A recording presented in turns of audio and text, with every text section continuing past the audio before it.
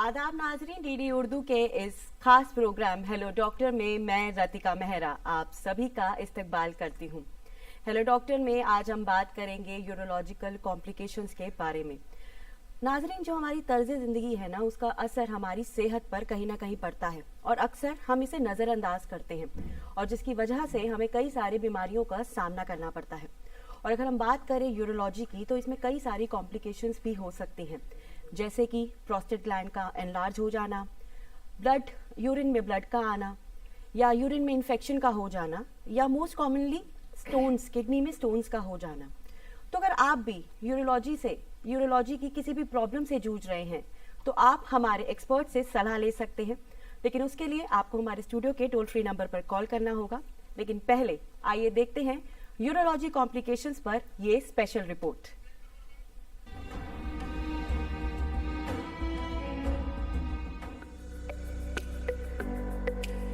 नाजरीन, कुदरत ने हमारे जिस्म के सभी आज़ा को बेपनाह सलाहियत बख्शी है और इनमें से हर एक का सेहतमंद और किसी भी बीमारी से पाक होना हमारी मजमूई सेहत की गारंटी होती है। लेकिन फिर भी माहौलियाती आलूदगी, हमारा तर्ज जिंदगी और खाने के तौर तरीकों के सबब कहीं न कहीं लापरवाही हो ही जाती है और हम मुख्तलिफ बीमारियों की जद में आ जाते हैं। लेकिन परेशान होने या घबराने की जरा भी जरूरत नहीं, क्योंकि आज तिब्बी साइंस ने इतनी तरक्की कर ली है कि तकरीबन हर बीमारी का इलाज मौजूद है, बशर्ते के वक्त पर बीमारी का पता चल जाए। नाजरीन, यूरोलॉजिकल परेशानियों की बात की जाए तो इनके तहत उमूमन पेशाब की नली का इन्फेक्शन, गुर्दे की पथरी और प्रोस्टेट वगैरह की दिक्कतें आती हैं। पेशाब की नाली में सोजिश काफी तकलीफदेह मर्ज होता है, जिसके बारे में बात करते हुए काफी लोग हिचकिचाते हैं या उन्हें मालूम ही नहीं हो पाता कि उन्हें कोई परेशानी है। ताहम अगर आप पेशाब की नाली के मर्ज की पहचान करना चाहते हैं तो इन अलामात को जरूर याद रखें। हर वक्त पेशाब की ख्वाहिश होना, ये यूटीआई की सबसे आम अलामत है। बहुत कम पेशाब आना, पेशाब में खून आना, जलन का एहसास होना, बदबू आना, पेशाब की जर्द रंगत, इंतहाई शदीद थकावट और बुखार।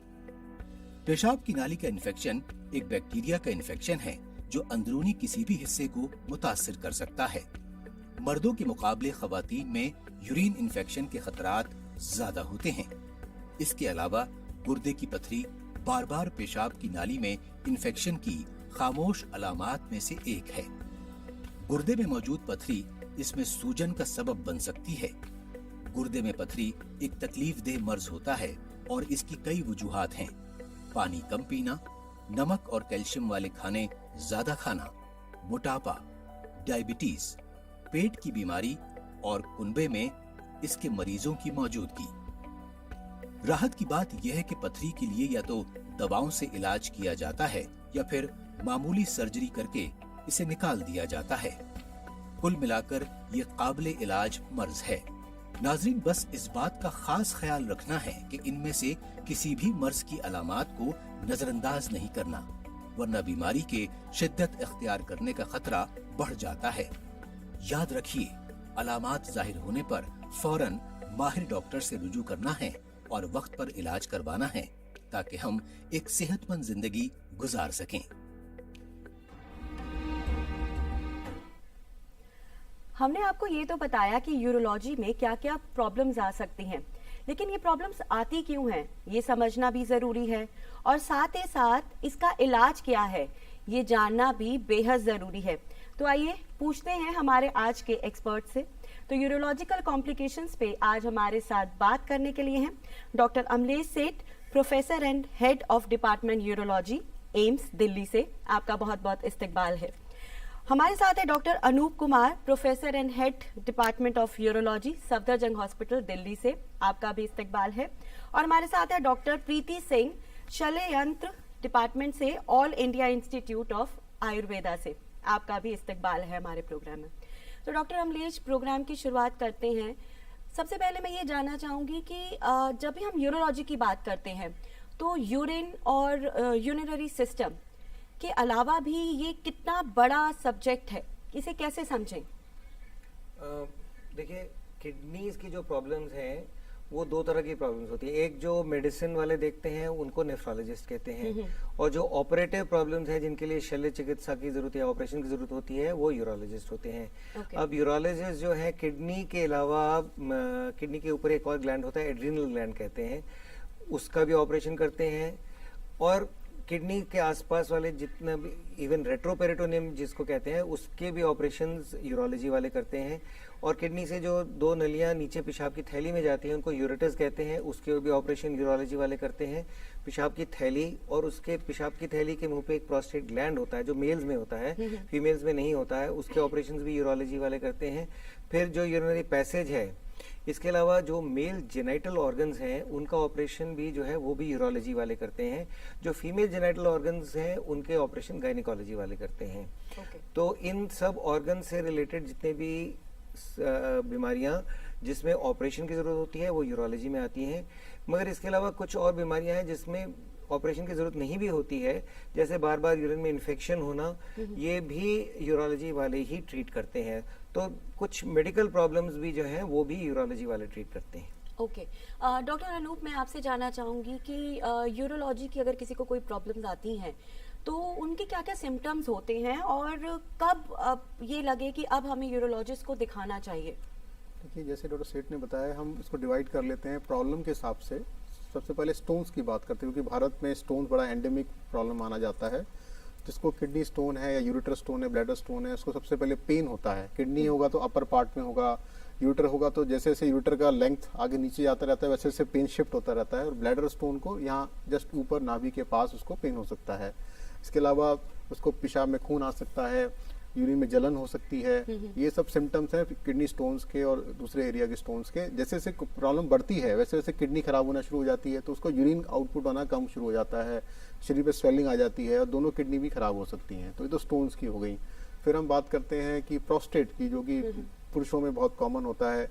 जिनको बिनाइन प्रोस्टेट का इलाजमेंट है उनको रात में बार बार पेशाब जाना, पेशाब में रुकावट फील करना, उनको लगता है जब वो पेशाब करने जाते हैं तो पेशाब पूरा खाली नहीं होता है, पेशाब का धार पहले से कम हो गया है, पहले दूर गिरता था पास गिरता है, ऐसा लगता है कि पेशाब पूरा खाली नहीं हो पा रहा। ये सब सिम्टम जो हैं ये प्रोस्टेट के माने जाते हैं, जो कि बिनाइन भी हो सकता है, कैंसर भी हो सकता है। उसके लिए हमें कोई टेस्ट करके कैंसर का डायग्नोसिस करना पड़ता है। Okay. तीसरा आता है कैंसर की, यानी किडनी कैंसर। उसमें पेशेंट को पेन हो सकता है, पेशाब में खून आ सकता है, भूख कम हो सकता है, वेट लॉस हो सकता है जिसका कोई कारण ना पता लग रहा हो। तो ये सब कारण जो है किडनी कैंसर का हो सकता है। ओके तो अगर ऐसे भी कोई अगर एक इंसान अगर ये सारी चीजें अगर फेस कर रहा है तो तुरंत हमें डॉक्टर की सलाह लेनी चाहिए। Thank you doctor Anoop. Doctor Preeti, आप एक आयुर्वेदा डॉक्टर हैं, तो आयुर्वेदा के नजरिया से आप इस प्रॉब्लम को कैसे देखती हैं? आयुर्वेद में जितने भी यूरोलॉजिकल प्रॉब्लम्स हैं वो सभी मूत्र व स्त्रोतस की बीमारियों के अंदर आते हैं। तो इसका ओरिजिन कम्प्लीटली डिफरेंट है as compare to modern view. Ayurveda में जितना भी ये यूरोलॉजिकल प्रॉब्लम्स हैं इन सभी की उत्पत्ति हमारे आहार से बताई गई है। सेकेंडरी जो हमारे एक नेचुरल हैबिट्स हैं, जैसे हमारे जो नेचुरल अर्जेस हैं उनको सप्रेस करना, जिसे हम बोलते हैं वेग धारण करना या अपने नेचुरल वेगों को रोक के रखना, वहाँ से सभी यूरोलॉजिकल प्रॉब्लम्स की स्टार्टिंग बताई गई है। इसके अंदर हम बेसिकली 3 या 4 डिविजन्स किए हैं ऐसे। मूत्र कृच बोलते हैं, मूत्राघात बोलते हैं, जो आप बता रहे हैं वो वात अष्ठीला, BPH। तो इन सभी की जो ओरिजिन है वो हमारे आहार विहार और कुछ जो रेगुलर बेसिस पे हमारी हैबिट्स हैं उसी से ओरिजिन बताया गया है। लाइफस्टाइल। ओके, तो हम लाइफस्टाइल के ऊपर अभी आपसे बात करेंगे। डॉक्टर अमलेश, अगर हम बात करते हैं अभी जैसे डॉक्टर अनूप ने सिम्टम्स बताए हमें, तो मोस्ट कॉमनली सिम्टम्स जो हम देखते हैं वो ये है स्टोन्स, किडनी में जो स्टोन्स का हो जाना। तो ऐसा ये स्टोन्स होते क्यों हैं किडनी में, रीजन क्या है? देखिए, किडनी में जो स्टोन्स हैं वो अलग अलग प्रकार के होते हैं। बेसिकली केमिकल डिपोजिशन है और स्टोन जो है उसका यूरिन के अंदर क्रिस्टलाइजेशन है। और सबसे कॉमन जो है वो कैल्शियम ऑक्सलेट के क्रिस्टल्स होते हैं और नंबर 2 पे यूरिक एसिड के क्रिस्टल्स होते हैं। और तीसरी बात होती है, कई लोगों को यूरिक एसिड का क्रिस्टल से शुरू होता है, मगर यूरिक एसिड का जो क्रिस्टल स्ट्रक्चर है वो कैल्शियम ऑक्सलेट के क्रिस्टल स्ट्रक्चर से मिलता है। तो उनके यूरिन में excess amount of uric acid भी होता है, तब भी उसके ऊपर कैल्शियम ऑक्सलेट का डिपोजिशन होकर कैल्शियम ऑक्सलेट का स्टोन बन जाता है। तो ये यूरिन में अगर एक्सेस अमाउंट ऑफ ऑक्सिलेट है या एक्सेस अमाउंट ऑफ कैल्शियम है या excess amount of uric acid है, उससे होता है। फिर एक अलग तरह का स्टोन होता है जिसको हम स्ट्रूवाइट स्टोन कहते हैं। स्ट्रूवाइट स्टोन जो है किडनी में इन्फेक्शन की वजह से होता है और वो जनरली यंग लेडीज में भी हो सकता है और ज्यादातर सबसे ज्यादा कॉमनली वो यंग लेडीज में जिनको बार बार यूरिन में इन्फेक्शन होती है। Okay. तो ये 3 मोटे मोटे तौर पे स्टोन्स हो गए। फिर कुछ और अनकॉमन स्टोन्स होते हैं। ओके एक चीज मैं बोलना चाहूंगा, अभी प्रीति जी ने कहा कि आयुर्वेदा का कॉन्सेप्ट और मॉडर्न कॉन्सेप्ट में मेजर डिफरेंस है। मैं ये बोलना चाहूंगा कि ऐसी बात नहीं है। आहार व्यवहार से जो बीमारियां होती हैं वो मॉडर्न कॉन्सेप्ट में भी हम लोग उसको फॉलो करते हैं। तो डाइट से स्टोन डिजीज का भी कोरिलेशन है और व्यवहार में जो है जैसे यूरिनरी ट्रैक्ट इन्फेक्शन है उसका हाइजीन से बहुत स्ट्रांग कोरिलेशन है। और जैसे इन्होंने एक बात और बोली जो इन्होंने अलग शब्दों में बोली और मैंने इन शब्दों में पहली बार सुनी है कि यदि हम अपने नेचुरल उसको को सप्रेस करते हैं, जैसे अगर यूरिन, खास तौर पे लेडीज में ऐसा कई बार देखा गया है कि यूरिन को सप्रेस किया जाता है, प्रॉपर एनवायरनमेंट नहीं है इसलिए यूरिन पास करने नहीं जाती हैं, या प्रॉपर टॉयलेट नहीं है इसलिए यूरिन पास करने नहीं गई। अगर वो भी यूरिन को एक्सेसिवली रोका जाए उससे भी यूरिन में इन्फेक्शन होने का रिस्क बढ़ता है। ओके तो व्यवहार, आचार और ये कॉन्सेप्ट्स ये हर जगह पे फॉलो होता है। फिर हम चाहे कोई भी पैथी की बात करें, चाहे वो आयुर्वेदा हो चाहे एलोपैथी हो, बट ये लाइफस्टाइल जो है वो हमेशा हमारा अच्छा ही होना चाहिए। बिल्कुल ठीक, thank you so much doctor. Doctor Anoop, अक्सर हम देखते हैं यूरिन के कलर्स की हम बात करते हैं, से अगर बहुत ज़्यादा येलो कलर है तो हम कहते हैं कुछ लगता है कि किडनी में कोई प्रॉब्लम है। तो क्या रोल है मतलब वाटर का अगर किडनी के स्टोन्स की अगर हम बात करें तो? बिल्कुल रतिका जी, देखिए जो यूरिन का जो कलर है हमें बताता है हमारा हाइड्रेशन स्टेटस क्या है। अगर हम पानी कम पी रहे हैं दिन में तो हमारा कलर जो है डार्क येलो कलर हो जाता है, जिससे पता लगता है कि हमारे अंदर बहुत ज़्यादा पानी की कमी है। तो जो हमारी रिकमेंडेशन होती है पेशेंट्स के लिए एज पर एज ग्रुप, तो एडल्ट ग्रुप है उसको हम बोलते हैं 2 से 3 लीटर पानी, यानी कोई भी तरह का लिक्विड वो ले। गर्मियों में 3 लीटर तक जा सकते हैं और सर्दियों में 2 लीटर तक मैक्सिमम जा सकते हैं। इसमें एक्सेप्शंस हैं, वो लोग जो आउटडोर एक्टिविटीज़ में ज़्यादा रहते हैं, जिनको धूप में काम करना पड़ता है, जो लोग एसी और इंडोर एक्टिविटीज़ में, उनके लिए इतना पानी पर्याप्त रहता है। तो पानी की जो मात्रा, जैसा आपने कहा यूरिन कलर, तो एक तो ये हो गया। और उसके अलावा यूरिन में आपने ब्लड की भी बात की थी, तो यूरिन में ब्लड आना एक पैथोलॉजिकल बीमारी माना जाता है। उसके कई कारण जो हम अभी डिस्कस कर चुके हैं। बिल्कुल। लेकिन ये बहुत जरूरी है कि पानी की जो मात्रा है पर्याप्त रूप में हमें लेना चाहिए। अगर बच्चों की बात करें तो ना सिर्फ स्टोन उससे बनता है, किडनी में इन्फेक्शन भी हो सकता है, और इसके अलावा और भी हमारी जो बॉडी की इम्यूनिटी है वो भी हमारी कम हो जाती है अगर हम पानी की कमी रखते हैं। राइट। इसलिए पानी हमारे बॉडी के लिए बहुत इंटीग्रल पार्ट है। हमें पर्याप्त मात्रा में अगर नहीं लेंगे तो हमें प्रॉब्लम्स आ जाती हैं। बिल्कुल ठीक। जैसे डॉक्टर अनूप ने कहा, डॉक्टर प्रीति, की बच्चों के अंदर, जैसे बड़ों का तो फिर भी चलो रहता है कि हाँ पानी पीना है तो जबरदस्ती भी पानी पिया कि उतना पूरा हमें एडिक्वेट लेना है, लेकिन बच्चों की बात करें तो बच्चे नहीं पी पाते पानी पूरी तरह से, तो उनकी कैसे पानी की जो ये कमी है उसे पूरा किया जाए? उसके लिए हम अगेन डाइट पे फॉलो हमें करना है। जैसे कि हम उन्हें खाने में सलाद, खीरा या वाटरमेलन, खरबूज, ये सब की क्वांटिटी हम उनमें मेंटेन कर सकते हैं, या नारियल पानी वो बच्चे ले लेते हैं आराम से। तो ऐसे करके हम उनके डाइट में चेंजेस करके वाटर इनटेक उनका मेंटेन रख सकते हैं। डॉक्टर अमलेश, डाइट की अगर हम बात करें तो किडनी स्टोन्स में डाइट का कितना इंपॉर्टेंट रोल है? क्योंकि जनरली ये कहा जाता है कि अगर ये खाया तो इससे स्टोन बढ़ जाएगा, इसे नहीं खाओ या दूध मत लो, तो क्या ठीक है, क्या लें क्या ना लें? देखिए, मैंने जैसे आपको बताया ना, सबसे कॉमन स्टोन जो होते हैं वो कैल्शियम ऑक्सलेट स्टोन होते हैं।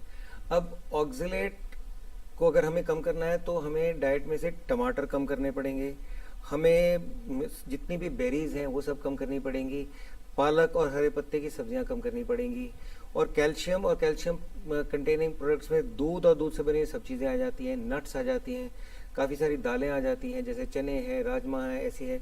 तो अगर हम सारी लिस्ट काउंट करें कि जिसमें हम अगर कैल्शियम भी बंद कर दें और ऑक्सलेट भी बंद कर दें तो हमारे पास खाने के लिए कुछ नहीं बचेगा। तो और दूसरी बात यह है कि अगर ऐसा भी देखा गया कि अगर हम कैल्शियम को मेजर रिस्ट्रिक्शन कर देते हैं तब भी स्टोन का रिस्क बढ़ जाता है।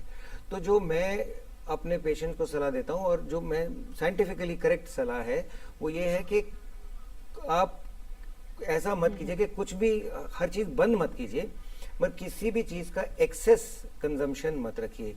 जैसे दूध और दूध से बनी हुई चीजें दिन में कैलकुलेट किया गया है 400 ग्राम दूध से जितनी भी चीजें बनती हैं, जैसे चाहे वो दूध है, दही है, आइसक्रीम है, मट्ठा है, जो भी है, दिन भर में अगर 400 ग्राम, उससे जो जितना कैल्शियम बॉडी में जाता है वो एडिक्वेट कैल्शियम रहता है। और सिमिलरली टमाटर, पालक वगैरह ऐसी चीजें भी जो है, अगर आप थोड़े अमाउंट में ले रहे हैं और अगर आप एक बैलेंस वे में ले रहे हैं, जैसे मान लिया आपने साग लिया थोड़ा सा और उसके साथ थोड़ी सी सर, मैं दही आपको ली। यहाँ बीच में रोकना चाहूंगी, एक कॉलर है हमारे साथ जुड़ना चाहते हैं। Hello hello. जी, आपका इस्तकबाल है, आपका नाम और आप कहाँ से बोल रहे हैं? मैं हेतुंदर तरवलिया, अलवर, राजस्थान से। अलवर से। जी, आपकी क्या उम्र है और अपना सवाल पूछिए।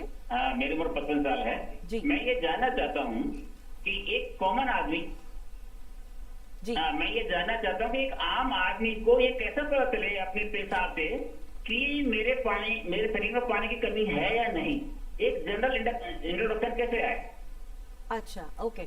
वही अभी हमने सवाल किया था डॉक्टर अनूप की, ये कैसे पानी का जो है, आप क्या कहना चाहेंगे? तो इनको मैं बताना चाहूँगा कि देखिए, अगर आपके शरीर में पानी की कमी है, सबसे पहले आपका यूरिन का कलर चेंज होना शुरू होता है। नॉर्मली वो बिल्कुल क्रिस्टल वाइट कलर का होता है अगर आप हाइड्रेशन अच्छा रखा हुआ है। जैसे जैसे आपका हाइड्रेशन कम होगा, कलर येलो की तरफ चला जाता है और कई बार डार्क येलो कलर हो जाता है।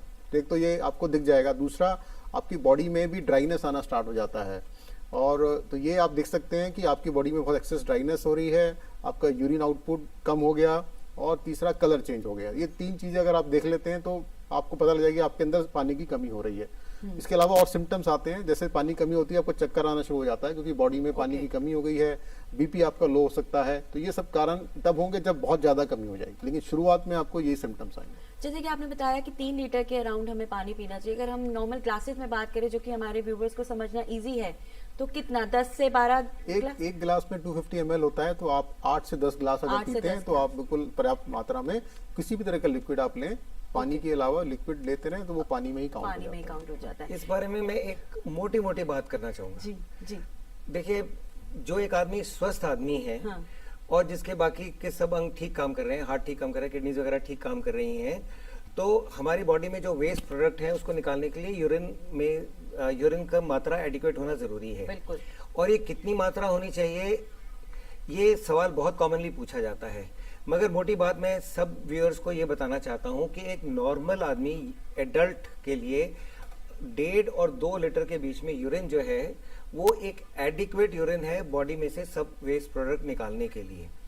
और उसके लिए कितना पानी पीना चाहिए, हर एक आदमी औरत का अलग अलग उसकी रिक्वायरमेंट है, क्योंकि किसी को पसीना ज्यादा आता है, कोई एसी में काम करता है, कोई बाहर धूप में काम करता है, तो इसलिए पानी की मात्रा हर व्यक्ति की अलग अलग होती है।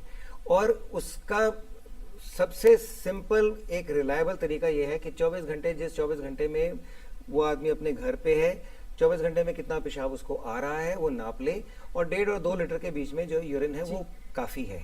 और जहां तक बात रहती है पेशेंट जिनको किडनी स्टोन हो चुका होता है, जिनको किडनी स्टोन हो चुका होता है, उनको ज्यादा यूरिन की आवश्यकता होती है, क्योंकि उनमें टेंडेंसी है स्टोन फॉर्मेशन की, और अगर स्टोन ऑपरेशन करके निकाल दिया गया, उसको दोबारा स्टोन ना हो, तो उसको ज्यादा यूरिन, उसको ज्यादा पानी पीने की जरूरत है।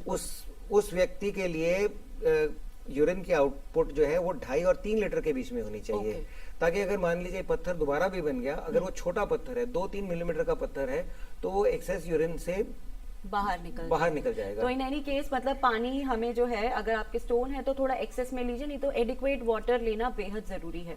एक कॉलर है हमारे साथ जुड़ना चाहते हैं। हेलो।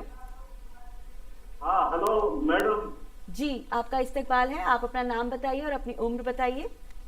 जी, मध्य प्रदेश सीहोर से शिव कुमार बोल रहा हूँ। उम्र 68 वर्ष है मैडम मेरी। अच्छा जी, अपना सवाल पूछिए। जी, 22 साल हो गए, मुझे डायबिटीज है सर। ओके जी, और मुझे रात में 5 लीटर होती है, मतलब 8 बजे 6 बजे तक 5 लीटर बाथरूम होती है, उसमें बदबू आती है। अच्छा फ्लू जैसी। ओके। जी, इनको डायबिटीज है डॉक्टर अनूप, और ये कह रहे हैं कि काफी स्मेल आती है यूरिन में। देखिए जिनको डायबिटीज होती है इनके लिए बहुत कॉमन प्रॉब्लम है फाउल स्मेलिंग यूरिन, ये बताना चाह रहे हैं, और ज्यादा यूरिन आता है। तो हम जानते हैं डायबिटिक में पॉलीयूरिया होता है, पॉलीडिप्सिया होता है, और तो यानी कि पानी की प्यास ज्यादा लगती है और पानी पेशाब ज्यादा निकलता है। जब इनको इन्फेक्शन हो जाता है तब इनको फाउल स्मेल आना शुरू होता है। और एक बात और है कि कई बार यूरिन में झाग जैसा लगता है कि झाग आ रहा है, वो प्रोटीन लॉस हो रहा होता है। तो protein urea, protein loss, infection, और तीसरा कि यूरिन का ज्यादा आना। तो ये सब लक्षण इन्फेक्शन के हैं। तो मेरे को इनको सलाह देना चाहूंगा कि आप निकटतम एक यूरोलॉजिस्ट या एक जनरल सर्जन को दिखाएं। वो आपका सिंपल सा यूरिन टेस्ट करवाएंगे, एक अल्ट्रासाउंड करा के देखेंगे कि अंदर कितना इन्फेक्शन फैला है, क्योंकि कई बार ब्लैडर में भी जा सकता है और किडनी में भी जा सकता है। और तीसरा वो चेक करेंगे आपका शुगर कितना है, क्योंकि ज्यादातर पेशेंट में शुगर अनकंट्रोल्ड होता है, तभी इन्फेक्शन होता है। तो आप अपना शुगर ठीक रखें, इन्फेक्शन के लिए टेस्ट करवा लीजिए, और अगर इन्फेक्शन आता है तो उसकी एंटीबायोटिक आपको डॉक्टर की सलाह से ही लेना है, अपने आप नहीं देना। ओके, सो डॉक्टर अमलेश, इस पर मैं ये जानना चाहूंगी कि अगर कोई डायबिटिक पेशेंट है तो उसके लिए क्या ज्यादा खतरा किस चीज का रहता है, स्टोन का या प्रोस्टेट इनलार्जमेंट का, किस चीज का उसको ज्यादा खतरा रहता है? नहीं, डायबिटिक को स्टोन का एक्सेस रिस्क नहीं रहता है। डायबिटीज में शरीर में बहुत सारे अंगों में बहुत सारे चेंजेस आते हैं, और जो यूरिनरी किडनीज में भी आता है। अगर हम प्रोस्टेट के साथ कोरिलेट करने की कोशिश करें तो जो यूरिनरी ब्लैडर है उसमें डायबिटिक सिस्टोपैथी एक बीमारी होती है, जिसमें जो पेशाब की थैली है उसकी एक तो सेंसेशन कम हो जाती है और उसका पंप एक्शन भी कम हो जाता है। जो सेंसेशन कम हो जाने से यूरिन भर जाता है मगर वो उसको पता नहीं चलता कि यूरिन भरा हुआ है, और पंप एक्शन कम होने से वो यूरिन भरा हुआ है, जब यूरिन को इवैक्यूएट करने की जरूरत है तो वो इवैक्यूएशन नहीं हो पाता है। तो जिन लोगों को लंबी बीमारी रहती है डायबिटीज की, और जिन्होंने बीमारी का कंट्रोल ठीक से नहीं किया, जिनकी शुगर्स हाई रहती हैं, काफी टाइम तक हाई रहती हैं, उनमें ये प्रॉब्लम ज्यादा होती हैं। तो हम ये मान सकते हैं कि जिनको डायबिटीज की प्रॉब्लम है तो उनको जो है इसके लिए ज्यादा अवेयर होना जरूरी है इन प्रॉब्लम्स के लिए। हाँ, डायबिटिक्स को अपना शुगर कंट्रोल में रखना चाहिए for a number of reasons. ये डायबिटीज रिलेटेड प्रोग्राम नहीं है, मगर अगर हम डायबिटीज रिलेटेड प्रोग्राम की बात करेंगे तो उसमें हाँ राइट, मैं समझ गई आपकी बात। तो एक कॉलर है, हम पहले उनसे बात कर लेते हैं। हेलो हेलो जी, आपका नाम? मेरा नाम सुनील है जी। सुनील जी, आपकी उम्र क्या है और आप कहाँ से बोल रहे हैं? मैं करनाल से बोल रहा हूँ। मैं 60 साल उम्र है मेरी जी। अपना सवाल पूछिए। मेरे को ना थकावट होती है, शुगर है 5 साल से। ओके, तो थकावट होती है बहुत शरीर में। ओके, क्या इसका रिलेशन? देखिए, रिलेशन तो है, मगर हम लोग मेरे ख्याल से कुछ डाइग्रेस कर रहे हैं। हम लोग डायबिटीज पे जा रहे हैं। हमारा आज का जो मेन टॉपिक है वो यूरोलॉजी रिलेटेड प्रोग्राम है, तो हमें उस पे लेकिन मैं चाहूंगी कि आप एक छोटी सी सलाह उन्हें दीजिए कि क्या करें वो। देखिए, डायबिटिक को जैसे मैंने अभी बताया, अपनी शुगर बिल्कुल कंट्रोल में होनी चाहिए। अगर शुगर कंट्रोल में नहीं है तो शरीर में हर अंग में परेशानी का चांस रहता है। तो अगर आपको एक्सेस थकावट रहती है, सबसे पहले आप अपना शुगर चेक करवाइए, और शुगर कंट्रोल करने के लिए आपको जो डाइटरी प्रिकॉशन लेनी है, जो आपको एक्सरसाइज करनी है, 5 किलोमीटर वॉक और ये सब वो जो डायबिटीज के डॉक्टर सब बताते हैं। और अगर उसके बावजूद शुगर नहीं ठीक रहती है तो उनकी सलाह से आपको दवाई भी लेनी है, रेगुलर नियमित एकदम टाइम से खाना खाना है, और वो सारा पूरा डायबिटीज के लिए, वो पूरे लाइफस्टाइल के लिए वो पूरी बात करते हैं, जिसमें डाइट, एक्सरसाइज, मेडिसिन, सब everything is right has to be absolutely, वो सब एक बैलेंस्ड और एक पूरे तरीके से होना जरूरी है। वैसे तो डॉक्टर अमलेश ने आपको बताया कि क्या क्या करना चाहिए, क्या क्या नहीं करना चाहिए, लेकिन फिर भी सही सलाह ये है कि आप अपने डायबिटिक डॉक्टर से ज्यादा बेटर रहेगा कि उनके पास जाए और उनकी सलाह पे अपनी डाइट और जो भी आपकी मेडिकेशंस हैं उसको फॉलो करें। हाँ, एक कॉलर है। हेलो हेलो डॉक्टर अनूप, अक्सर ये भी देखा जाता है कि यूटीआई की बहुत ज्यादा प्रॉब्लम्स आती हैं मेल, और एक कॉलर है हमारे साथ जुड़ना चाहते हैं। हेलो हेलो जी, हेलो। अभी मैंने बताया ना, मैं थोड़ा आवाज आप थोड़ा ऊंचा बोलेंगे प्लीज? जी जी, है वो मेरी जो है वो बिल्कुल ढील हो गई। आपकी आवाज़ मुझे समझ नहीं आ रही है। आप एक बार थोड़ा दोबारा बोलेंगे अपने सवाल को एक बार? साहब मैं आज 10-12 साल से प्रोस्टेट का दवाएं ले रहा हूँ, तो डॉक्टर से मैंने कहा कि ना मेरी पोटेंसी बिल्कुल नील हो गई अच्छा, है। ओके, प्रोस्टेट की दवाई ले रहे हैं आप? ओके वो ओके। फिर तो मैं पूरा लेगा था हम्म। ये पूरा। हाँ, ओके। 10-12 साल से प्रोस्टेट की प्रॉब्लम है। डॉक्टर अनूप, आप क्या? देखिए, जो पेशेंट्स प्रोस्टेट दवाई लेते हैं वो कई सालों से दवाई ले रहे होते हैं, लेकिन इसमें एक मॉडल होता है कि रेगुलर चेकअप जरूर कराएं। कई बार मैं पेशेंट्स से बात करता हूँ, वो लोग दवाई लिखवा के डॉक्टर से चले जाते हैं और कई सालों तक अपने आप ही खाते रहते हैं। ये बहुत ही खतरनाक प्रैक्टिस है। अब जैसे इन्होंने बताया मैं 10 साल से दवाई खा रहा हूँ, जी। लेकिन इन्होंने ये नहीं बताया कि मैं डॉक्टर के संपर्क में हूँ कि नहीं। तो मेरा आप सबसे अनुरोध है कि हर 6 महीने पर, एटलीस्ट 6 महीने पर डॉक्टर से आप दिखाएं।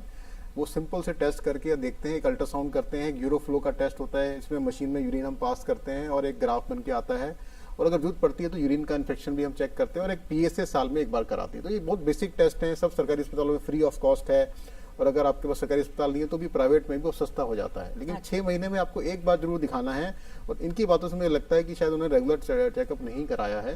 तो आप प्लीज जाके अपने एक यूरोलॉजिस्ट को दिखा लीजिए। ये जो मैं टेस्ट बताएं वो यूरोलॉजिस्ट करेंगे। उस वक्त आपकी दवाई चेंज करना पड़ेगा, क्योंकि दवाइयाँ क्या होती हैं, ये हमारी डायनेमिक चेंज होता रहता है। कभी हम स्टार्ट करते हैं मिनिमम लेवल पर, देन लेवल 2, लेवल 3, फिर हम कई बार दवाइयों को ऐड करते हैं जिसको हम एंटीकोलिनर्जिक्स बोलते हैं, जिससे कि यूरिन बार बार जाने की सेंसेशन को हम कम करते हैं। और कई पेशेंट्स में हमें कुछ और दवाई ऐड करनी पड़ती है, इसमें एंटीबायोटिक होता है। तो ये डायनेमिक प्रोसेस है, जिसके लिए आप 10 साल तक एक दवाई खाते रहें बिना डॉक्टर सलाह के, ये एक गलत प्रैक्टिस है, इसको आप ना करें। ओके, तो जैसे कि डॉक्टर अनूप ने आपको कहा कि आप एक बार अपने यूरोलॉजिस्ट को फिर से दिखाएं, और उनकी जो भी रिसेंट वो आपको क्या करने के लिए बोलते हैं वो आप जरूर फॉलो कीजिए। डॉक्टर प्रीति, जैसे हमने बात की अभी यूरिन इनकंटिनेंस की, यानी कि रोकने की, तो बड़ों में तो हमने बात की कि महिलाओं में दिक्कत आती है, उन्हें प्रॉपर तरीके से अगर नहीं वॉशरूम मिल पा रहा है या जो भी दिक्कतें हैं। बच्चों को आदत होती है यूजुअली रोकने की, आलस है, खेलना है, ध्यान डाइवर्ट हो जाता है, तो वो रोक के रखते हैं। तो उस पर आप क्या सलाह देना चाहेंगे कि कितना प्रॉब्लम हो सकता है ये? हाँ, बच्चों में इस वजह से प्रॉब्लम आ सकती है। एक्चुअली एक नेचुरल हैबिट है जो बच्चे फॉलो करते रहते हैं 15 साल की उम्र तक, then it becomes very natural for them. लेकिन हाँ, उन्हें बचपन से ये चीज़ सिखानी है और बतानी है कि अगर हमने अपने नेचुरल अर्जेस को सप्रेस किया, वो कुछ भी हो सकता है, यूरिन भी हो सकता है, आपका स्टूल हो सकता है, फ्लैटस हो सकता है, तो वो कुछ भी आपको सप्रेस करोगे तो somewhere it will affect all your organs, specially the organs related to urology, kidney, bladder, तो उस पर उसका डेफिनेटली एक नेगेटिव इफेक्ट आएगा। तो वो तो एक बच्चों को सलाह माँ बाप को ही उन्हें स्टार्टिंग से ही समझाना पड़ेगा। तो आपको लगता है कि इसके अंदर अगर पेरेंट्स बच्चों को अगर समझाएं, हाँ, बिल्कुल बिल्कुल काउंसिल करें, तो काउंसलिंग काउंसलिंग बहुत मेरे को लगता जरूरी है है। इसके अंदर ज्यादा इंपॉर्टेंट रहेगा। जी, बिल्कुल ठीक। डॉक्टर अमलेश, अभी हम बात कर रहे थे यूटीआई की, तो यूटीआई की जो प्रॉब्लम्स हम अमूमन देखते हैं कि मेंस और वुमेन दोनों में शायद होती है, पर वुमेन्स में शायद ज्यादा, बिकॉज एक ये भी रहता है कि वॉशरूम शायद डर्टी यूज कर लिया तो इस वजह से मुझे यूटीआई की प्रॉब्लम हो गई है। ये कितना ठीक है? पहली बात आपने सवाल पूछा कि यूटीआई की प्रॉब्लम वुमेन में ज्यादा होती है। हाँ, ये बात सही है कि वुमेन में यूटीआई की प्रॉब्लम कहीं ज्यादा होती है, और उसका रीजन बड़ा नेचुरल है, क्योंकि जो यूरिन में कीटाणु या बैक्टीरिया आते हैं वो ज्यादातर नॉर्मल स्टूल्स में रहते हैं, जैसे इकोलाई है, क्लेप्सिला है, या वो यूरिन स्टूल के रास्ते से आते हैं। Okay. और स्टूल का रास्ता और यूरिन का रास्ता लेडीज में एकदम पास पास होता है। तो अगर वहाँ से कीटाणु यूरिन के रास्ते से आगे यूरिन ब्लैडर में चले गए तो उससे इन्फेक्शन हो जाती है। और मेल्स में ये रास्ते काफ़ी दूर दूर हैं, तो इसमें इन्फेक्शन का रिस्क काफ़ी कम रहता है। Okay. ये आपका पहला सवाल। और इसके लिए करना क्या चाहिए, उसमें hygiene is very important.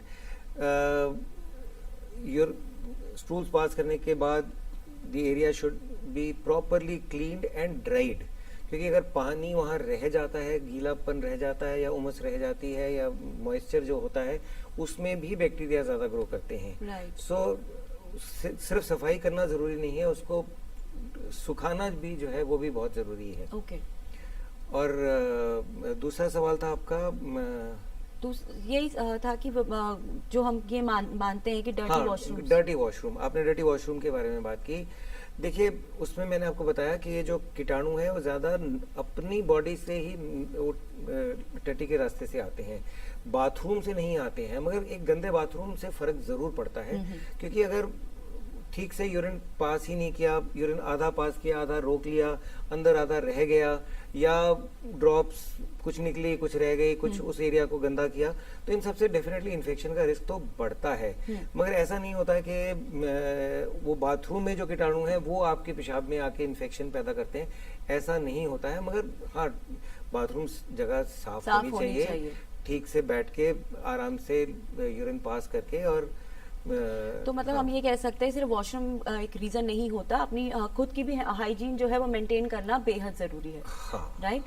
Doctor Anoop, UTI की प्रॉब्लम जैसे भी अभी मैंने डॉक्टर अमरीश से बात की, तो इसके सिम्टम्स क्या क्या होते हैं? मतलब कैसे पता चले कि एक किसी भी इंसान को जो है यूटीआई की प्रॉब्लम हो रही है?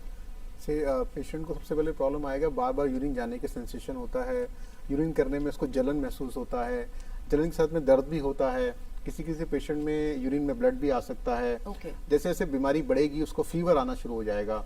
इसको हम इसके 2 स्टेज होते हैं, अनकॉम्प्लिकेटेड एंड कॉम्प्लिकेटेड। अनकॉम्प्लिकेटेड में शुरू में ये सिम्टम्स रहेंगे, जैसे फीवर आना शुरू हो जाता है तो कॉम्प्लिकेशन की तरफ हम जा रहे हैं, इसका मतलब।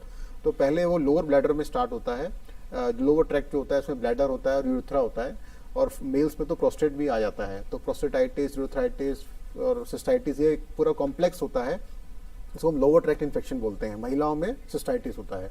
ये इन्फेक्शन फिर किडनी में जा सकता है और उसको पाइलोनेफ्राइटिस बोलते हैं, यानी किडनी में चला गया। तो वो बड़ा खतरनाक और कॉम्प्लिकेटेड इन्फेक्शन माना जाता है, जिसमें high grade fever, chills, rigors, patient को जड़ा ठंड लगेगा, उल्टी आ सकता है, बहुत तेज दर्द होगा, उस पेशेंट को हॉस्पिटलाइजेशन करने की जरूरत पड़ जाती है। तो इस तरह से ये स्टेज के हिसाब से अनकॉम्प्लिकेटेड और कॉम्प्लिकेटेड हम सिम्टम्स पेशेंट को पता लगता है।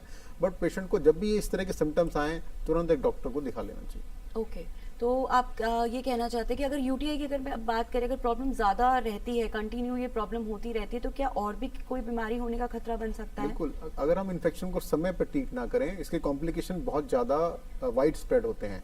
जैसे मैंने बताया, फर्स्ट स्टेज में तो पहले ब्लैडर से स्टार्ट हुआ और वो बढ़ते बढ़ते किडनी में चला गया, क्योंकि हमने इसको ठीक नहीं किया। क्योंकि जो कारण था, अगर हम उसको नहीं ठीक करेंगे, इन्फेक्शन बढ़ता ही रहेगा, अपने आप ठीक नहीं होने वाला है। उसके बाद वो किडनी में जब चला जाता है तो किडनी में एब्सेस बना देता है। किडनी में एब्सेस बना के फिर किडनी के बाहर चला जाता है, उसको पेरीनेफ्रिक एब्सेस बोलते हैं, और फिर वहां से वो ब्लड में चला जाता है, उसको सेप्टिसीमिया। एक बार सेप्टिसीमिया में पेशेंट चला गया, उसके बाद हर ऑर्गन उसका अफेक्ट हो सकता है, उसको हम बोलते हैं मल्टी ऑर्गन सिस्टम फेलियर। और उसके बाद तो पेशेंट का मतलब बहुत ज्यादा सिवियर कंडीशन हो जाता है और उसको आईसीयू की जरूरत पड़ सकती है। तो ये आप सोच सकते हैं, छोटा सा इन्फेक्शन कहाँ से कहाँ तक आपको पहुंचा सकता है। बिल्कुल ठीक। डॉक्टर प्रीति, अगर बात करें आयुर्वेदा की, तो आयुर्वेदा में आप अगर आपके पास अगर इस तरह के पेशेंट्स आते हैं जिन्हें यूटीआई की प्रॉब्लम आती है, तो आप किस तरह से उन्हें ट्रीटमेंट करते हैं? हमारे में ऐसे बहुत सारे डिकॉक्शंस हैं और वो डिकॉक्शन देना है। साथ में आपको एक सिट्स बात कर सकते हो, या हॉट वाटर फॉर्मेशन कर सकते हो, या मेडिकेटेड वाटर फॉर्मेशन आप कर सकते हैं। उसके साथ में दवाइयाँ प्रिस्क्रिप्शन करते हैं। लेकिन अगर केस कॉम्प्लिकेटेड है, या मान लीजिए रिकरेंट यूटीआई जिसे बोलते हैं, जो बहुत आम हो रहा है आजकल धीरे धीरे, तो उस केस में हम एक ब्लैडर वॉश, जिसे हम अपने आयुर्वेद में उत्तर बस्ती बोलते हैं, ओके, वो मेडिकेटेड ऑयल से हम उत्तर बस्ती देते हैं। उसके सिटिंग्स होते हैं, 2 या 3 सिटिंग में पेशेंट को 90% रिलीफ तक मिल जाता है। या ओके, राइट। तो बेसिकली अगर सारी हम बात करें, जो हमने यूटीआई की भी बात की, हम अपनी पर्सनल हाइजीन मेंटेन करना वो ज्यादा जरूरी है। राइट। एक कॉलर है हमारे साथ जुड़ना चाहते हैं। हेलो। हेलो जी, आपका नाम? जी कौशल पंड्या। कहाँ से बोल रहे हैं आप? राजकोट से बोल रहा हूँ। राजकोट से। आपकी क्या उम्र है और अपना सवाल पूछिए। मेरी एज है 38। 38। और आपका क्या सवाल है? अब मेरा सवाल है मैडम, मेरे को पथरी है। अच्छा। वो किडनी से निकल के वो नली में फंस गई है, वो 9 mm की है। ओके। अभी वो होम्योपैथिक दवा से वो क्या फायदा होगा मेरे को? डॉक्टर अमरीश, आप क्या सजेस्ट करेंगे? देखिए, स्टडीज में ये देखा गया है कि स्टोन जो 4 mm तक होता है वो उसका स्पॉन्टेनियस पैसेज रेट 90% तक रहता है। मैं जैसे ही स्टोन बढ़ के 4 से 5 mm का हो जाता है तो स्पॉन्टेनियस पैसेज रेट काफ़ी कम हो जाता है।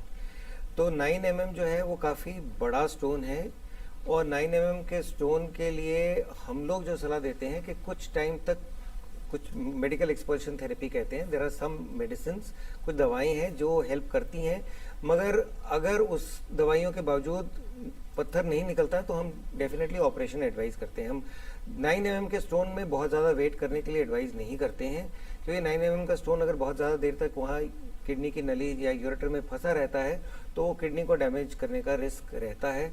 और जैसे आप बता रहे हैं 9 mm का स्टोन आपकी किडनी के यूरेटर में मोस्ट प्रॉब्ली फंसा हुआ है, तो मेरी सलाह तो यही रहेगी कि आप बहुत ज़्यादा डिले मत करें और किसी यूरोलॉजिस्ट से मिलके अगर वो ऑपरेशन एडवाइस करता है तो ऑपरेशन करवा लें। मैं भी इनसे एक सवाल करना चाहूंगी। मैं जानना चाहूंगी कि इन्होंने ऑफ कोर्स अपने किसी न किसी यूरोलॉजिस्ट को तो दिखाया होगा, तो उन्होंने आपको क्या सलाह दी है, क्या करना चाहिए आगे? नहीं तो मैडम वो ऑपरेशन का ही बोला है। ओके। लेकिन वो मुझे क्या डर लग रहा है थोड़ा। ओके।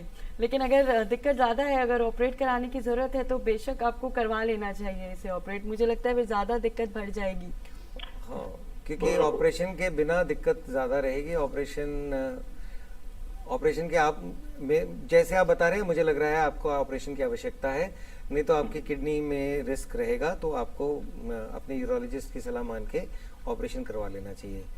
जो आप बता रहे हैं उसके बेसिस पे मैं आपको ये सलाह दे रहा हूँ, और जिन्होंने आपके एक्सरेज देखे हैं, जिन्होंने आपको डायरेक्टली देखा है, वो आपको ज्यादा प्रिसाइज और करेक्ट एडवाइस दे सकते हैं। और वो मेरे को एक सवाल पूछना है जी।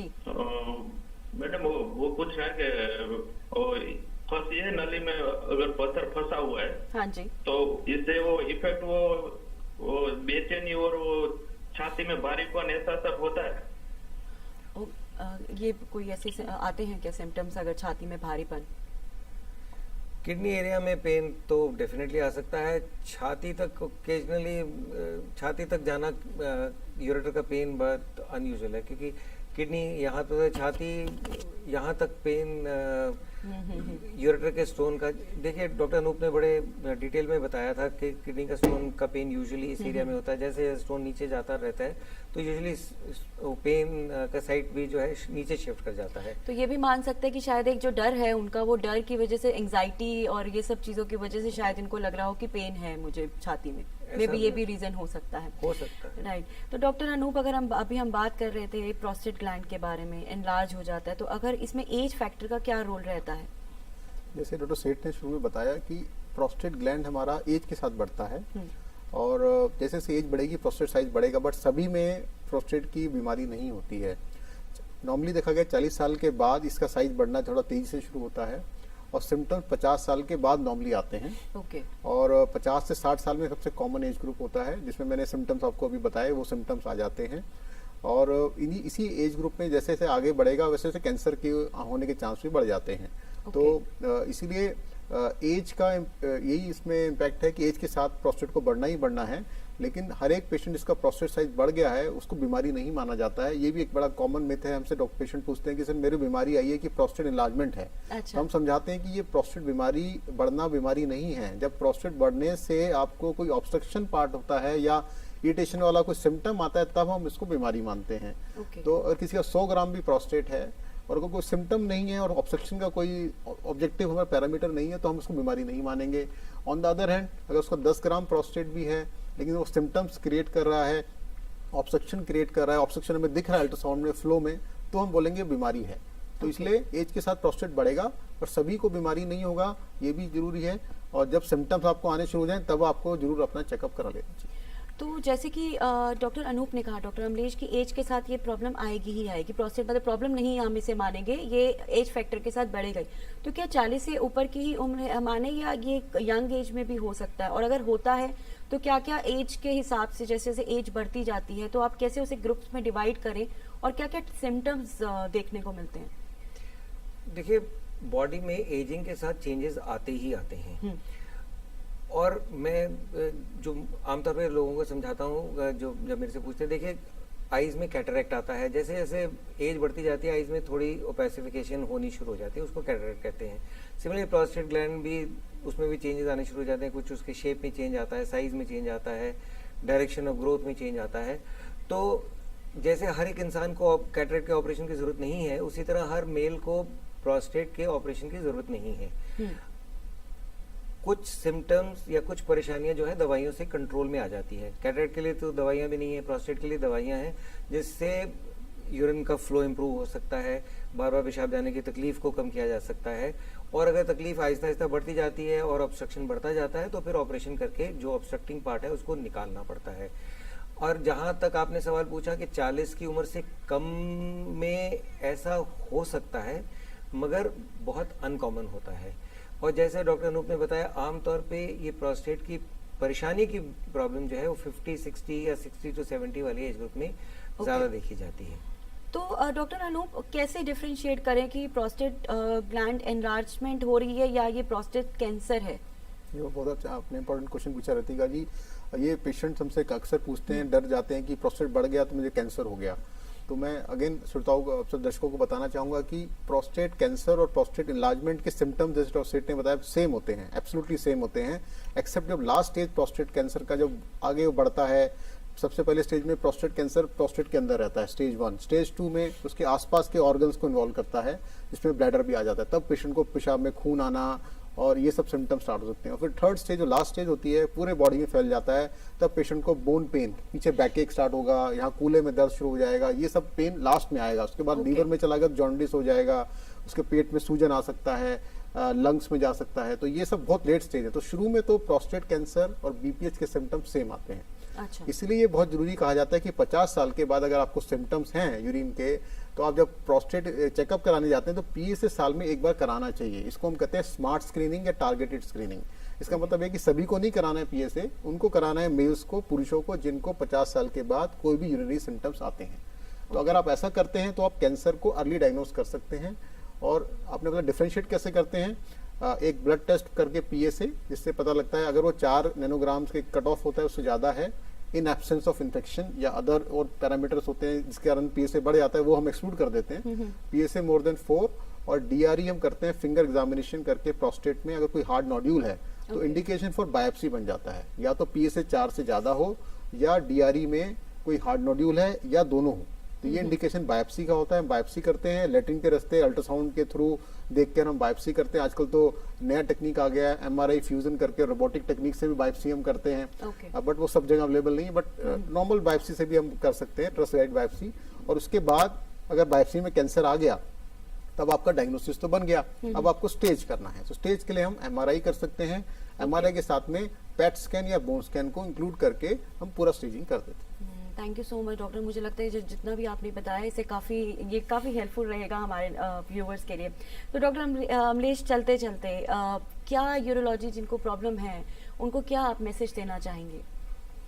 देखिए, यूरोलॉजी प्रॉब्लम तो बहुत बड़ी बास्केट है, क्योंकि यूरोलॉजी प्रॉब्लम बच्चों में भी होती है, यंग लोगों में भी होती है, एल्डरली में भी होती है, और मेल्स में भी होती है, फीमेल्स में भी होती है। तो एक कॉमन मैसेज देना तो बड़ा मुश्किल है। तो एक रिवीजन मैसेज अगर मुझे देना है तो मैंने जैसे 2 बातें पहले बताई, एक यूरिन आउटपुट के बारे में मैंने बताई। एक नॉर्मल आदमी को टारगेट करना चाहिए कि 1.5 और 2 लीटर के बीच में यूरिन आए। कई लोग पानी पीना शुरू करते हैं तो इतना पानी पीना, 5-6 लीटर 7 लीटर पीना शुरू करते थे, वो भी ठीक नहीं है, वो भी एक बैलेंस तरीका नहीं है। और लेडीज के लिए जो मैसेज मैं देना चाहूँगा, उनको अपना हाइजीन प्रॉपरली मेंटेन करना चाहिए रिकरेंट यूरिनरी इन्फेक्शन से प्रिवेंशन के लिए। ये एक बहुत सिंपल और एसेंशियल रिक्वायरमेंट है। Thank you so much sir. Doctor Anoop, आप क्या सजेस्ट करना चाहेंगे हमारे व्यूवर्स को, अगर किन्हें नहीं है अगर प्रॉब्लम हो भी ना, तो वो किस तरह का पहले से ही एहतियात बरतें? 2-3 चीजें मैं बताना चाहूंगा, डूज एंड डोंट्स शॉर्ट में। सबसे पहले से पानी की मात्रा जो हमने बताया 2 से 3 लीटर एडल्ट्स के लिए, वो बिल्कुल आपको रखना है, एक्सेस भी नहीं करना है, कम भी नहीं करना है। नंबर 2, एक्सरसाइज डेली जरूर करना है। इसके 2 फायदे हैं। देखा गया जो ओबीस पेशेंट होते हैं उनमें कैंसर अगर होता है वो ज्यादा एग्रेसिव पाया जाता है, और उसकी जो हम ट्रीटमेंट करते हैं उसका रिस्पॉन्स भी कम आता है। ओके। नंबर 3, आपको अल्कोहल और स्मोकिंग से बिल्कुल दूर रहना है, क्योंकि ये दोनों चीजों से आपको कैंसर होता है। किडनी कैंसर, ब्लैडर कैंसर और प्रोस्टेट कैंसर भी अब देखा जा रहा है शोध में कि बढ़ सकता है। उसके अलावा आपको किडनी खराब, किडनी फेलियर, वो भी डायरेक्ट अल्कोहल स्मोकिंग से हो सकता है। तो ये दोनों चीज आप दूर रहना है। एक मैं बताना चाहूंगा कि जो प्रिजर्व फूड होता है वो आप बिल्कुल ना खाएं, क्योंकि उसके अंदर कार्सिनोजेनिक प्रिजर्वेटिव लगाए जाते हैं। और ये हम सबको सलाह देते हैं कि प्लीज आप फ्रेश फ्रूट ही खाएं, चाहे अपने मौसम का जो भी खाना आप खाना चाहें खाएं, बट फ्रेश खाएं। प्रिजर्व फूड ना खाएं। तो ये सब चीज़ें आप ध्यान रखें। और डायबिटीज़, हाइपरटेंशन लास्ट में, क्योंकि इससे हमारी किडनी पर बहुत असर पड़ता है, क्योंकि इन्फेक्शन हो गया, हमारे ब्लैडर पे असर पड़ता है, जैसे डॉक्टर सेठ ने बताया, और हमारी इम्यूनिटी पे फर्क पड़ता है। तो अगर हमें कैंसर हो गया, हमारी इम्यूनिटी पहले से डाउन है, कैंसर की वजह से और डाउन हो गई, तो फिर हम लोग उसको ढंग से ट्रीटमेंट नहीं कर पाएंगे। Thank you so much doctor Arun. Doctor Preeti, आप क्या सजेस्ट करना चाहेंगे आयुर्वेदा के, बिकॉज आप आहार और विहार की बात कर रही हैं, तो उसमें आप क्या सजेस्ट करेंगी? आहार विहार से पहले मैं व्यूअर्स को ये बोलना चाहूँगी कि अपने एक सिंपल ऑब्जर्वेशन से वो अपनी इन सारी समस्याओं से बच सकते हैं। यूरिन अगर आप उसको डेली सिंपली ऑब्जर्व भी करें, कलर, उसकी फ्रीक्वेंसी, उसकी कंसिस्टेंसी, उसका ओडर, अगर आप इन मिनिमल चीज़ों को भी ऑब्जर्वेशन में रखेंगे और उस पर ध्यान देंगे और सही समय पे अपने यूरोलॉजिस्ट से कंसल्ट करेंगे, तो इन सब प्रॉब्लम से आप इजीली बच सकते हैं। आहार विहार में मैं बताना चाहूँगी कि घी को आप अपने डाइट में ज़रूर इंक्लूड करिए। और बेस्ट टाइम टू टेक घी, मतलब पेशेंट से पूछते हैं किस टाइम खाएं, रोटी पे लगा के खाएं या सब्जी में, बट मैं ये बोलना चाहूँगी कि अगर आप खा सकते हैं, आपको कोई नॉजियाटिक फीलिंग नहीं है, तो आप खाना खाने से पहले 2 चम्मच घी 15 मिनट पहले, जिनको फ्रीक्वेंट किडनी स्टोन्स भी हो रहे हैं या यूटीआई भी हो रहा है, या जो इसको स्किप करना चाहते हैं इस पार्ट को, एक नॉर्मल हेल्दी ह्यूमन बीइंग भी अपनी डाइट में अगर इस पार्ट को इंक्लूड करेगा, तो मैं बोलूँगी कि 60% तक उसको यूटीआई और यूरोलॉजिकल डिसऑर्डर्स की प्रॉब्लम नहीं होगी। सेकंड, एक रसायन जिसे बोलते हैं आप, आंवले का जूस, मॉर्निंग में आप फ्रेश आंवले का juice, I won't suggest the preserve things as sir suggested, fresh आंवले का जूस आप मॉर्निंग में 10 से 8 चम्मच, 8 या 10 चम्मच आप मॉर्निंग में अपने रूटीन में डालिए। वो एक बहुत अच्छा रसायन, रीजेन्युएटिंग थेरेपी की तरह आपको एक्ट करेगा। और इस टाइप की प्रॉब्लम से आपको हमेशा के लिए वो बचा के रखेगा। So thank you so much everyone, आपने बहुत ही इंपॉर्टेंट इन्फॉर्मेशन हमारे साथ शेयर की, थैंक यू सो मच। तो नाजरीन, जैसे कि हमारे एक्सपर्ट ने आपको बताया कि पानी की जो हमारी जो मात्रा होनी चाहिए वो बिल्कुल एडिक्वेट होनी चाहिए, हमें पानी ना ही ज़्यादा कम पीना है ना ही ज़्यादा पानी पीना है। और जैसे कि डॉक्टर अनूप ने बताया कि स्मोकिंग और अल्कोहल से अपने आप को दूर रखना है, और ये सब हम जानते भी हैं और इसे फॉलो भी करना बेहद ज़रूरी है। तो हमें पूरी उम्मीद है कि आज की जो ये पेशकश है आपको बेहद पसंद आई होगी। आपकी कोई राय हो या आप हमें कोई ईमेल करके सवाल पूछना चाहते हैं तो हमारी ईमेल आईडी है hello.drurdu@gmail.com। और हमारे प्रोग्राम से अगर आप हमेशा जुड़े रहना चाहते हैं तो ज़रूर सब्सक्राइब करें हमारा यूट्यूब चैनल जो कि है DD उर्दू। और चलते चलते अपनी मेज़बान रतिका मेहरा को दीजिए इजाज़त। अगले हफ्ते आपसे फिर मुलाकात होगी एक नए मौजू पे। तब तक के लिए अपने और अपनों का ख्याल रखें। अल्लाह हाफिज़।